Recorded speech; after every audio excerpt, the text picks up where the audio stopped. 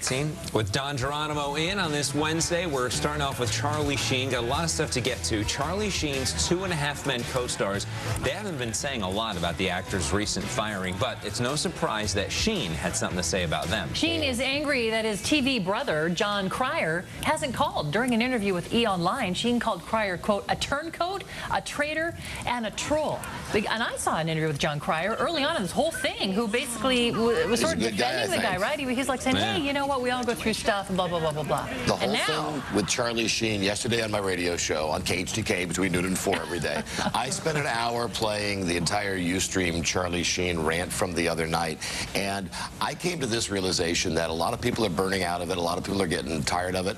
I think that it's the world that we live in now, and as long as Charlie Sheen's going to offer up this sort of asinine behavior on the internet for us, I'm going to roll with it until it runs its course. And sadly, I think really the way it's going to end now is a little of that action. Hey, how you like that for morning TV? Whoa! But I think... I would not shock me if that happened. And in the world that we live in now... It shouldn't shock anybody if that happened. We'll watch it live on the internet. And as I was telling someone yesterday, can you imagine how great this would have been if Elvis had been alive during this entire internet revolution? If we could have a reality show to follow Elvis around, and if Elvis got on Ustream and Elvis was on Twitter.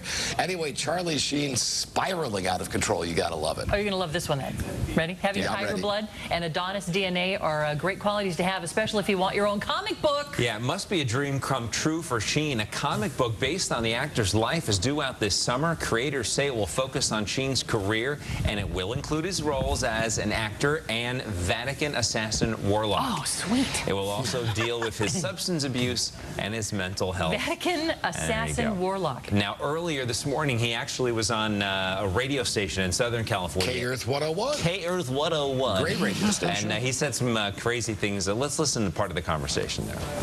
People are talking about your behavior. They're calling it, yes, we know, bipolar. They're calling you crazy. How does Charlie Sheen describe his behavior? Winning behavior? I don't know. It's just all these people are coming out as so-called experts, and I have to scoff at their silliness because they've never met the man.